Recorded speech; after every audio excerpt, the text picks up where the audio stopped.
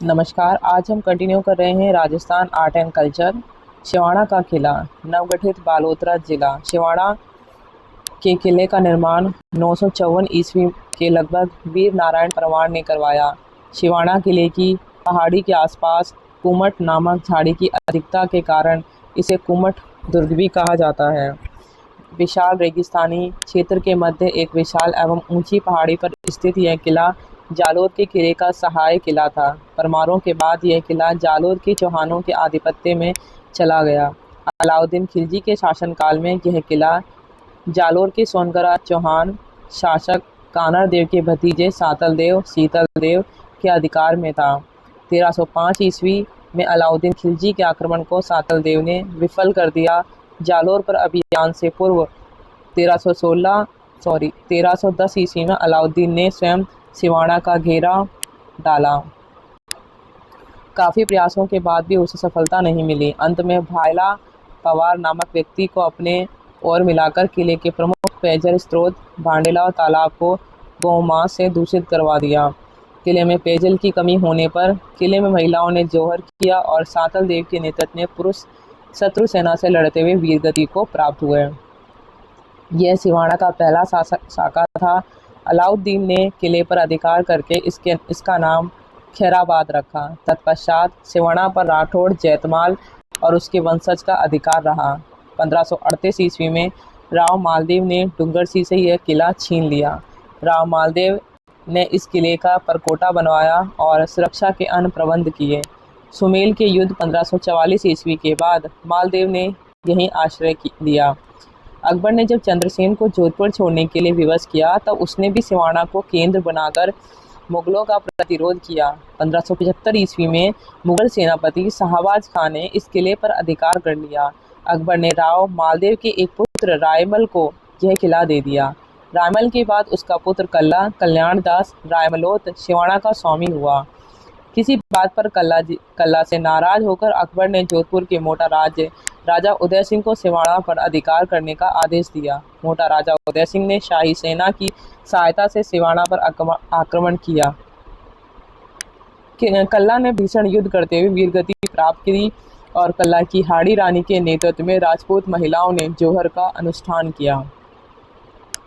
यह सिवाड़ा का दूसरा साका कहलाता है। 1589 ईस्वी के प्रारंभ में इस किले पर जोधपुर का अधिकार हुआ, जो स्वतंत्रता प्राप्ति तक चलता रहा। सिवाड़ा का किला रेगिस्तानी क्षेत्र में स्थित होने के कारण, धानवन ऊंची पहाड़ी पर स्थित होने के कारण, गिरी और घने जंगल में स्थिति होने के कारण एरन दुर्ग की श्रेणी में आता है। इस किले के चारों ओर ऊंचा परकोटा होने से इसे पारित दुर्ग भी कह सकते हैं। किले तक पहुंचने के लिए भयानक जंगल से होता हुआ एक दुर्गम मार्ग है। किले में कल्ला रायमलोत का थड़ा, महाराजा अजीत सिंह का दरवाजा, कोट, हल्देश्वर महादेव का मंदिर आदि दर्शनीय है। सिवाड़ा को मारवाड़ की संकटकालीन राजधानी भी कहा जाता था। आमेर का किला चारों ओर से पर्वतमालाओं से घिरा हुआ। आमेर का किला जयपुर नगर से 11 किलोमीटर उत्तर में एक पर्वतीय ढलान पर अवस्थित है। आमेर एक प्राचीन नगर है जहाँ मीणाओं का अधिकार था। कछवाहा काकिल देव ने 1036 में मीणा से आमेर छीन लिया और नए सिरे से किले का निर्माण करवाया, जिसमें बाद के कछवाहा शासक आमेर कछवाहा की राजधानी रहा। आवश्यकता अनुसार परिवर्तन एवं नव निर्माण करवाते रहे। मानसिंह प्रथम 1689 से 1612 ईस्वी के शासनकाल में इस किले में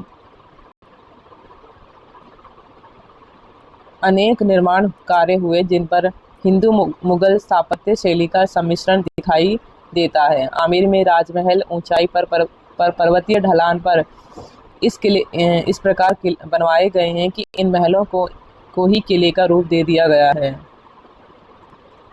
आमेर के महलों के ऊपर जयगढ़ पृष्ठ रक्षक के रूप में निर्मित है। कछवाहा शासकों की वीरता और मुगल शासकों की राजनीति अधीनता के कारण आमेर बाह्य आक्रमण से प्राय अछूता रहा है।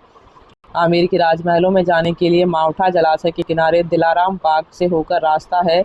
इस बाग के एक किनारे पर ऐतिहासिक पुरा सभ्यताओं का संग्रहालय है। किले में ऊपर जाने के लिए प्रथम प्रवेश द्वार जयपोल है, जिसके भीतर बना विशाल प्रांगण जलेब चौक कहलाता है।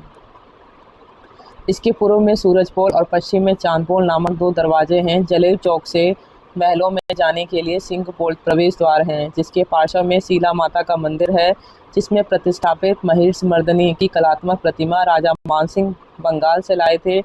किले में संगमरमर के 40 सुंदर स्तंभों पर टीका आयताकार दीवान आम है, जिसका निर्माण मिर्जा राजा जयसिंह 1621 से 1667 ईस्वी ने कराया था।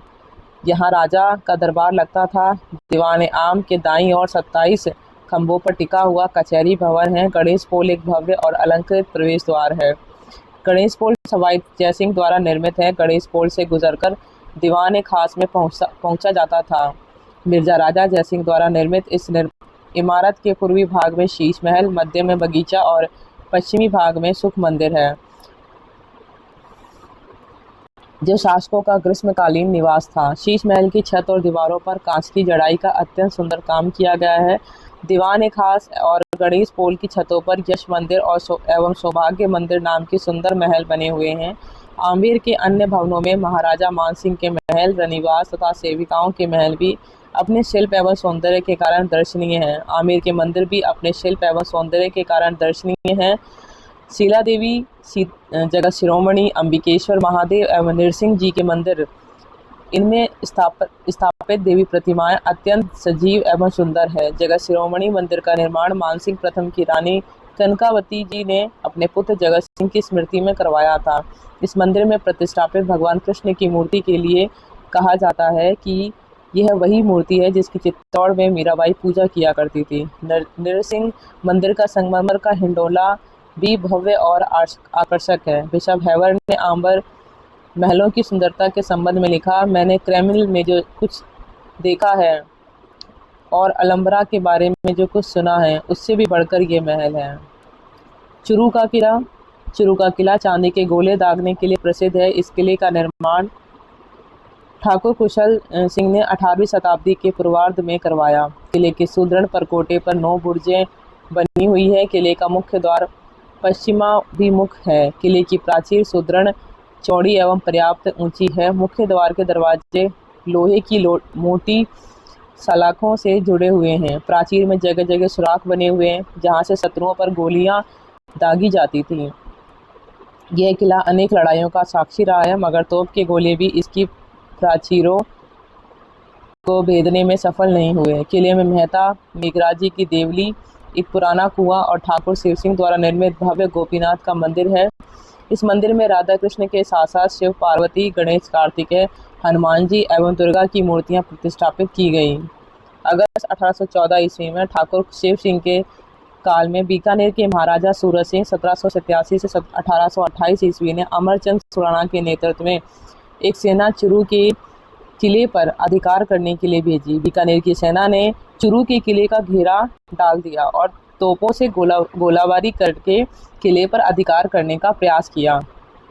किले से भी शत्रु सेना पर तोपें दागी गई, मगर जब किले में गोला बारूद समाप्त हो गया तो चुरू के सेठ, साहूकारों और जन सामान्य ने अपने घरों से चांदी लाकर गोली बनाने के लिए ठाकुर को समर्पित कर दी।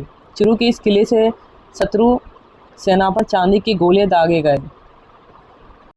चांदी के गोलों को देखकर जनता की आज़ादी की भावना का सम्मान करते हुए शत्रु सेना किले का घेरा उठाकर लौट गई। विश्व इतिहास में अपनी आज़ादी की रक्षा के लिए चांदी के गोले दागने वाला ये किला इतिहास में अमर हो गया। राजस्थान का भवन स्थापत्य। राजमहल, राजप्रासाद। प्राचीन ग्रंथों में राजमहलों के निर्माण एवं स्थिति के संबंध में विस्तार से वर्णन मिलता है। पहाड़ों पर स्थित नगरों में राजमहल ऊंचे स्थान पर तथा समतल भागों में नगर के मध्य बनाने के निर्देश मिलते हैं। राजस्थान में अलग अलग राज्यों के निर्माण के साथ ही रक्षा की दृष्टि से किलों का निर्माण एवं उनमें शासकों ने भव्य राजमहल बनवाए, जिनमें मुगल और राजपूत शैली की स्थापत्य कला का सुंदर समन्वय देखने को मिलता है। मर्दाना एवं जनाना महल एक दूसरे से सटे हुए पर व्यवस्था की दृष्टि से अलग बनाए गए हैं। मुगल संपर्क से पूर्व राजमहल जहां सौदे छोटे छोटे कमरों वाले थे, वहीं मुगल संपर्क के कारण इनके निर्माण में काफ़ी बदलाव देखने को मिलता है। फुआरों एवं जलाशयों से युक्त बाग बगीचों से घिरे राजमहलों में उपयोग की दृष्टि से दीवाने खास, दीवाने आम, शयन कक्ष, तोशाखाना, शस्त्रागार, भंडार, मंदिर के साथ ही रंगारंग किले के लिए भव्य चित्रशालाएं, 12 दरियां, गवाक्ष झरोखे, रंग महल आदि कला के उत्कृष्ट उदाहरण हैं। उदयपुर की पिछोला झील में निर्मित जगनिवास महाराणा जगत सिंह द्वितीय की निर्मित है, जो पिछोला में ही स्थित जगमंदिर, कर्णविलास और दिलखुश महल महाराणा कर्ण सिंह द्वारा बनवाए गए। इसका शिल्प सौंदर्य और प्राकृतिक परिवेश अतुलनीय है। राजा बदन सिंह के शासनकाल में निर्मित डी के जल महल, चित्तौड़ में राव रतन सिंह द्वारा निर्मित पद्मिनी और गौरा बादल के महल शिल्पकला की दृष्टि से बेजोड़ हैं। अलवर का सिटी पैलेस और सिलिसेड महल का प्राकृतिक परिवेश में स्थित है। जयपुर में स्थित मुबारक महल, चंद्र महल, हवा महल और बादल महल और जल महल स्थापत्य की दृष्टि से उत्कृष्ट हैं। जयपुर के राजमहलों में स्थित मुबारक महल का निर्माण सवाई माधो सिंह द्वितीय द्वारा अतिथियों के लिए करवाया गया। इसके निर्माण में यूरोपीय शैली का प्रयोग किया गया। सिटी पैलेस में 7 मंजिला चंद्र महल सवाई जयसिंह के वास्तुकार विद्याधर की देखरेख में बना। इसकी अंतिम मंजिल को मुकुट मंदिर कहा जाता है। चंद्र महल में जयपुर के शासकों के आदमकद चित्र बने हुए हैं। हवा महल 1799 ईस्वी में महाराणा सवाई प्रताप सिंह द्वितीय ने वास्तुविद लालचंद की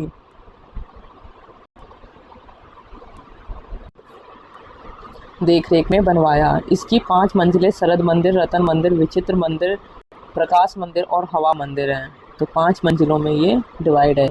जयपुर आमेर मार्ग पर स्थित जल महलों का निर्माण सवाई जयसिंह ने अश्वमेध यज्ञ के समय ब्राह्मणों के विश्राम के लिए करवाया। अजीत सिंह द्वारा निर्मित मंडोर का एक थंबा महल एवं महाराजा उम्मेद सिंह द्वारा निर्मित उम्मेद भवन पैलेस जोधपुर की स्थापत्य कला को आज भी देशी विदेशी सैलानियों के आकर्षण का केंद्र बनाए हुए हैं। कोटा के शासक मुकुंदराव द्वारा अपनी पासवान अबली मीणी के लिए बनवाया गया महल राम सिंह द्वितीय काल में बना। कोटा का हवा महल, किशोर सागर में स्थित जगमंदिर, कुंभलगढ़ में कुंभा द्वारा बनवाया गया झाला रानी का मालिया, टोंक के राजमहल व सुनहरी कोठी, डूंगरपुर का एक थंबा महल और जूना महल स्थापत्य के उत्कृष्ट नमूने हैं। हवेलियां, राजस्थान में हवेलियों के निर्माण और उनकी लंबाई चौड़ाई की एक परंपरागत पद्धति रही है। प्रमुख द्वार के अगल बगल में कलात्मक कवाक्ष, द्वार के बाद लंबी पोल, फिर बड़ा चौक और चौक के अगल बगल कमरे, सामने चौबारा और चौबारे के अगल बगल और पृष्ठभाग में कमरे। यदि हवेली बड़ी हुई तो वह 2 चौकी 3 चौकी तक कई मंजिल की हो सकती है।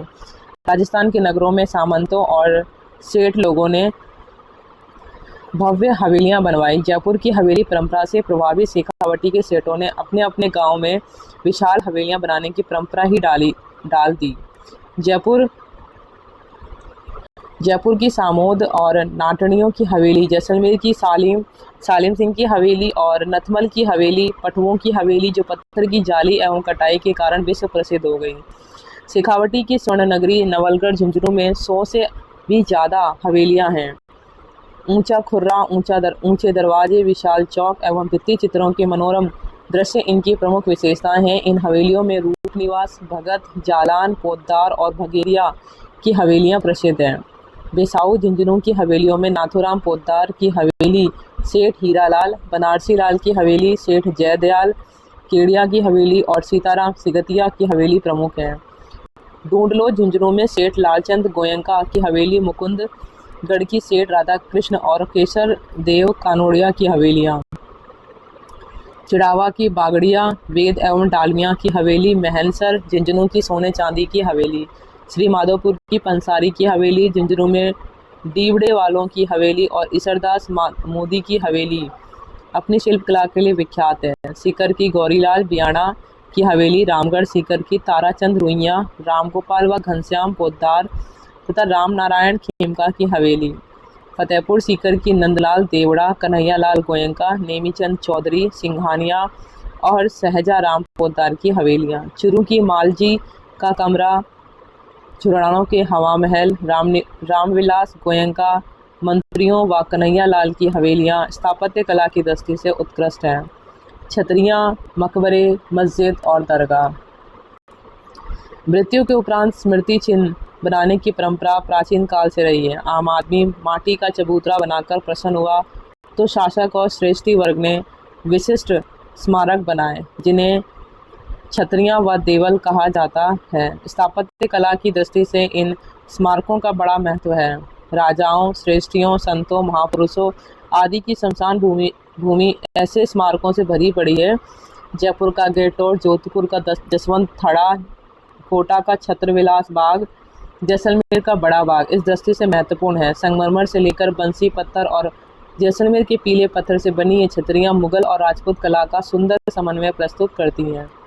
अनेक स्तंभों पर टिके गोल कुंभद, राजपूती मेहराब, मूर्ति कला और बेल बूटों सुसज्जित छतरियों का स्थापत्य दर्शकों को बरबस ही अपनी और आकर्षित करता है। अलवर में मूसी महारानी की छतरी, फतेह गुंबद, करौली में गोपाल सिंह की छतरी, बूंदी में 84 खंभों की छतरी, रामगढ़ में सेठों की छतरी, बीकानेर में देवकुंड की छतरियाँ, गैटोर में सवाई जयसिंह की छतरी, जोधपुर में जसवंत सिंह का थड़ा, कागा की छतरियाँ, मंडोर में रावचूंडा, रणमहल, जोधा व गंगा की छतरियाँ, आहड़ की छतरियाँ, महाराणा प्रताप की छतरी, बाडोली 32 खंभों की छतरी, रणथंभौर, जगन्नाथ कछवा की छतरी, मांडल, कोटा और बूंदी की छारबाग की छतरियाँ, जैसलमेर में राजाओं और पाली वालियों की छतरियों का शिल्प सौंदर्य उत्कृष्ट है। राजाओं की छतरियों में जहाँ अधिकतर पगले पैर बने हुए हैं, तो शवों, नाथों छतरियों में खड़ाऊ, शिवलिंग या नंदी प्रतीक बने हुए हैं। जोधपुर की महामंदिर की छतरी नाथ छतरी स्थापत्य की प्रकट करती है। छतरियों की तरह मकबरे और दरगाह भी संतों एवं प्रसिद्ध व्यक्तियों की मृत्यु उपरांत स्मृति चिन्ह हैं।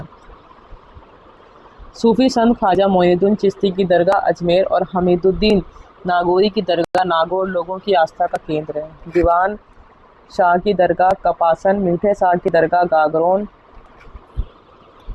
शक्कर पीर बाबा की दरगाह नरहड़ झुंझुनू, अब्दुल पीर की मज़ार भवानपुरा, चल फिर शाह की दरगाह चित्तौड़गढ़, मीर साहब की दरगाह बूंदी, ख्वाजा फखरुद्दीन की दरगाह सरवाड़, अब्दुल्ला खां का मकबरा अजमेर आदि का स्थापत्य हिंदू मुस्लिम कला के समन्वय का प्रतीक है। हिंदू मुस्लिम शैली में निर्मित मस्जिद अढ़ाई दिन का झोपड़ा अजमेर महाराजा बलवंत सिंह द्वारा दिल्ली की जामा मस्जिद के नक्शे कदम पर निर्मित है। भरतपुर की जामा मस्जिद, बयाना की ऊषा मस्जिद, शाहजहां के समय बड़ी मेड़ता की शाही जामा मस्जिद आदि में हिंदू मुस्लिम स्थापत्य कला का सम्मिश्रण देखने को मिलता है। मंदिर स्थापत्य गुप्त कला के प्रारंभ से ही 7वीं शताब्दी तक का काल मंदिर निर्माण का प्रारंभिक व प्रायोगिक काल माना जाता है। इसके बाद 1000 ईस्वी तक विकास व क्षेत्रीय शैलियों का प्रस्फुटन काल माना जाता है। लगभग 10वीं शताब्दी के बाद राजस्थान सहित संपूर्ण भारत में बड़े पैमाने पर भव्य मंदिरों का निर्माण हुआ। मौर्य काल से गुप्त काल तक मंदिरों के केवल अवशेष मिलते हैं। राजस्थान में इस काल के 2 अवशेष महत्वपूर्ण हैं। बैराट से मौर्य युगीन ईंटों व लकड़ी के बने गोल बौद्ध मंदिर या चैत्य व दूसरी नगरी चित्तौड़ से एक खुले वैष्णव मंदिर के चिन्ह मिलते हैं। लालसोट में बंजारे की छतरी में पहली दूसरी शताब्दी की किसी बौद्ध स्तूप की वेदिका से मिले 6 स्तंभ प्रयुक्त किए हुए मिलते हैं। इन स्तंभों पर अलंकरण के लिए कमल सहित मानव मुख, इहा मृग और चैत्य गृह टंकित किए हुए मिलते हैं। राजस्थान में गुप्तकाल के प्रारंभिक मंदिर पहाड़ काटकर बनाए गए मंदिरों की भांति सपाट छत वाले थे। इनमें कोटा जिले के दर्रा चारचौमा शीतलेश्वर महादेव के मंदिर प्रमुख हैं। दर्रा का मंदिर एक बड़ी जगती का पर मंडप रूप में है, जिसमें एक परिक्रमा पथ समाहित है। सामने एक नंदी मंडप था। चारचौमा में एक छोटे आयताकार गर्भगृह के सामने एक संकरा अंतराल है, जिसके सामने एक मंडप है, जिसके मध्य में अब एक चित्रमुख शिवलिंग स्थापित है। शीतलेश्वर महादेव मंदिर राजस्थान का सबसे पुराना समयांकित 689 मंदिर है। इसकी गर्भगृह की दीवारों भी मंडप के स्तंभों से निर्मित प्रतीत होती है। कंसुआ के मंदिर कोटा 739 ईस्वी में दीवारें साधी हैं।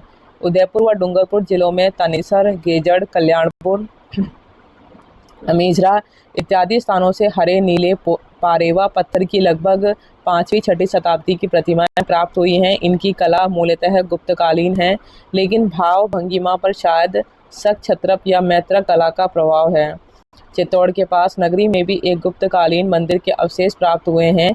लगभग 8वीं शताब्दी से मध्य भारत और राजस्थान में जो क्षेत्रीय शैली विकसित हुई उसे गुर्जर प्रतिहार अथवा महामारू शैली कहा गया है। इस शैली का निर्माण मंडोर, मेड़ता, सांभर, चित्तौड़ आदि में दृष्टिगत होता है। ओसियां का सूर्य मंदिर, हरिवर व महावीर मंदिर। चित्तौड़ दुर्ग का कालिका मूलतः सूर्य मंदिर आबानेरी के मंदिर, लांबा, मुंडाना, बुचकला, पीपाड़ के मंदिर आदि में महामारू शैली का प्रभाव झलकता है। इन मंदिरों में अलंकृत जगती मुख्य मंदिर के नीचे अलंकृत मंच, गर्भगृह की पीठ एवं वेदी बंद अलंकृत खंबे एवं पुरानी चाल की समतल छतें दर्शनीय हैं। विकसित गुर्जर प्रतिहार कला में हमें पाली जिले में अहुआ के कामेश्वर मंदिर एवं खेड़ के रणछोड़ मंदिर में दृष्टिगत होती है।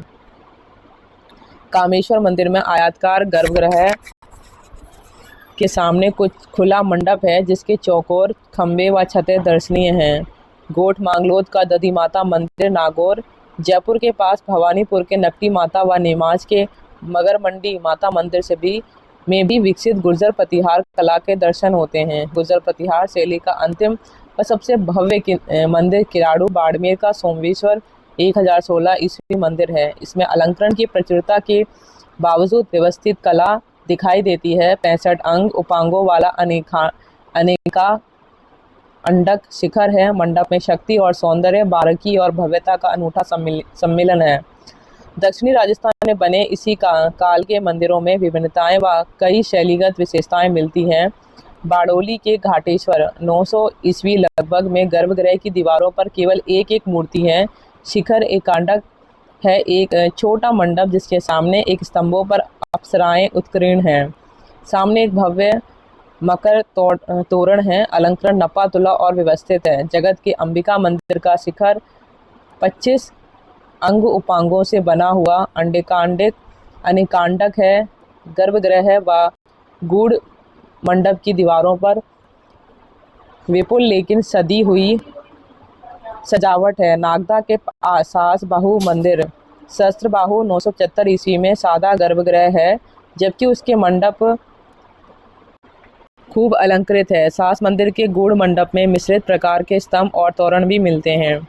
मेवाड़ में इस काल के अन्य मंदिरों में तूस मंदेसर का सूर्य मंदिर, आहड़ का मीरा मंदिर, एकलिंग जी का लकुलिस मंदिर, वरमाण सिरोही का ब्राह्मण स्वामी मंदिर, 1875 ईस्वी सीकर का हर्ष मंदिर, 1875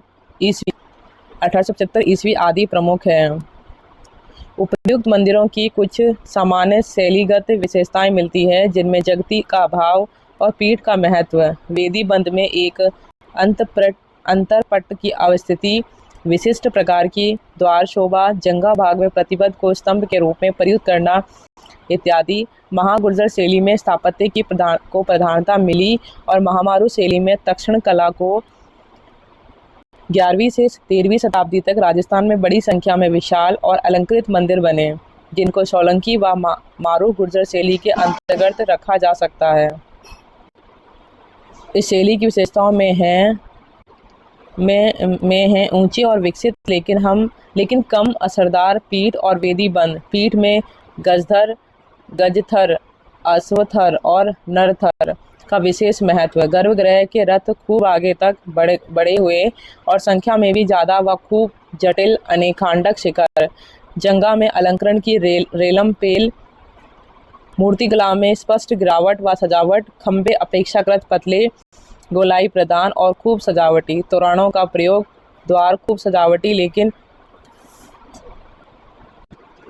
प्रभाव शून्य। मंडप अक्सर 2 मंजिले या 3 मंजिले। मंडप के अंदर भव्य समतल, बाहर निकली हुई या अंदर दबी हुई छतें आदि। चित्तौड़ के किले में समिदेश्वर मंदिर इस शैली का प्रमुख मंदिर है। ओसिया सचियाय माता मंदिर व उसके पास उत्तर की ओर बने 2 छोटे विष्णु मंदिर, ओसिया के महावीर मंदिर, किराड़ू के 3 छोटे शिव मंदिर, आबू के चंद्रावती के मंदिर आदि इस शैली के मंदिर हैं। राजस्थान के जैन मंदिर। राजस्थान में 10वीं से 13वीं शताब्दी के मध्य अनेक जैन मंदिरों का निर्माण हुआ। इनमें सर्वाधिक प्रसिद्ध माउंट आबू में देलवाड़ा के मंदिर समूह हैं। विमल शाह द्वारा 1031 ईस्वी में निर्मित आदिनाथ का मंदिर, 1231 ईस्वी में वस्तुपाल तेजपाल द्वारा बनवाया गया नेमिनाथ मंदिर प्रसिद्ध है। इन मंदिरों को क्रमशः विमल वसही व लूण वसही भी कहा जाता है। इन मंदिरों में संगमरमर से बड़े पैमाने पर बारीक कारीगरी की गई है। नेमिनाथ मंदिर के त्रिक की छतें व रंग मंडप का कारोटक प्रमुख बड़ी छत दर्शनीय हैं। स्तंभों के मध्य लगे हुए तोरण भी इनकी विशेषता है। इन मंदिरों में कारीगरी दिखाने की होड़ में स्थापत्य गुण हो गया है, जबकि अलंकरण का आधिक्य थकाने वाला है। देलवाड़ा का चौमुखा मंदिर, घाड़ेराव पाली का मुछला महावीर मंदिर 954 ईस्वी, माफ़ी चाहूँगी 954 ईस्वी, कुंभरिया का महादेव मंदिर भी स्थापत्य की दृष्टि से दर्शनीय है। भूमिज शैली के मंदिर। भूमिज शैली मंदिर निर्माण की नागर शैली की उपशैली है। इस शैली की विशेषता मुख्यतः है उसके शिखर में परिलक्षित है। इस शिखर के चारों ओर प्रमुख दिशाओं में तो लतिन या एकांडक शिखर की भांति ऊपर से नीचे तक चैत्य मुख डिजाइन वाले जाल की लताएं या पट्टियां रहती हैं, लेकिन इसके बीच में चारों कोनों में नीचे से ऊपर तक क्रमशः घटते आकार वाले छोटे छोटे सीकरों की लड़ियां भरी रहती हैं। यह सीकर मुख्यतः अनेकांडक हैं। राजस्थान में भूमि शैली का सबसे पुराना मंदिर पाली जिले में सेवाड़ी का जैन मंदिर लगभग 1010 से 1020 ईस्वी है। इसके बाद मैनाल का महानालेश्वर मंदिर 1075 ईस्वी है, जो पंचरथ व पंचभूम है। ये मंदिर पूर्णतः अखंडित है और वह अपने श्रेष्ठ अनुपातों के लिए दर्शनीय है। रामगढ़ बारा का भणदेवरा व बिजोलिया का उंडेश्वर मंदिर लगभग 1125 ईस्वी, दोनों गोल व सप्तरथ हैं। रामगढ़ मंदिर सप्तभूम है, जबकि उंडेश्वर नवभूम है। रामगढ़ मंदिर अपनी पीठ की सजावट, मंडप व स्तंभों की भव्यता व मूर्ति शिल्प के लिए दर्शनीय है। झालरापाटन का सूर्य मंदिर सप्तरथ व सप्तभूम है, लेकिन उसकी लताओं में अनेकांडक शिखरों की भांति उरह श्रृंग जोड़ दिए गए हैं। रणकपुर का सूर्य मंदिर व चित्तौड़ का अद्भुत नाथ मंदिर भी भूमि शैली के हैं। 14वीं शताब्दी एवं उसके बाद के मंदिर। इस काल में बड़े मंदिरों का निर्माण हुआ। इन मंदिरों में उदयपुर का जगदीश मंदिर, एकलिंग जी का मुख्य मंदिर, केशराय पाटन के मंदिर, आमेर का जगत शिरोमणि मंदिर का आदि प्रमुख है। ये मंदिर विशालकाय हैं और उस समय के वास्तुशास्त्र के ग्रंथों के अनुसार निर्मित हुए हैं। इन मंदिरों में आकार की भव्यता तो है, लेकिन महान स्थापत्य के आवश्यक गुणों का अपेक्षाकृत अभाव है। कारीगरी कामचलाऊ प्रकार की है और मूर्तियां विजड़ित और प्राणहीन। शास्त्रोक्त नाप जोख तो है, लेकिन सौंदर्य दृष्टि और सहज अंतःस्फूर्त अनुपातिकता का अभाव है। इस काल का रणकपुर का चौमुखा जैन मंदिर अपने प्रभाव में जटिल लगते हुए भी संरचना में सरल है। बीच में चौमुखा गर्भगृह है व उसके प्रत्येक मुख के सामने दो मंडप तथा चारों कोनों में एक एक दो मुखा गर्भगृह है व प्रत्येक मुख के सामने एक एक मंडप। इन सबको घेरे हुए 80 देवकुलिकाएं और उनके सामने खुला बरामदा है तथा उनके बीच में चारों दिशाओं में अवस्थित एक एक जीना व प्रत्येक जीने के ऊपर एक 2 मंजिला बलानक है और इन सबके नीचे एक ऊंची जगती और चारों ओर एक सुरम्य पहाड़ी वन प्रांतर है। कारीगरी यह भी सामान्य है कि लेकिन खंबे खूब ऊंचे हैं। राजस्थान में रणकपुर का यह मंदिर इस काल का सर्वश्रेष्ठ मंदिर है। 14वीं शताब्दी में डूंगरपुर जिले में सोमनाथ का मंदिर कच्छपलात घात श्रेणी का कच्छप घात शैली का उदाहरण है। इसकी कारीगरी भी समान है, लेकिन अनुपात श्रेष्ठ है। वह गर्भगृह के ऊपर शिखर सर्वश्रेष्ठ है। धार्मिक असहिष्णुता के कारण मंदिरों को नष्ट भ्रष्ट किया गया, जिससे विशाल मंदिरों का निर्माण प्राय बंद हो गया और 16वीं से 17वीं शताब्दी के बाद मंदिरों के बजाय हवेलियों में इष्ट देव प्रतिष्ठापित किए जाने लगे, जिससे इस काल में हवेली शैली के मंदिरों के निर्माण की बहुलता रही। तो आज हम ये क्लास यहीं समाप्त करते हैं। धन्यवाद।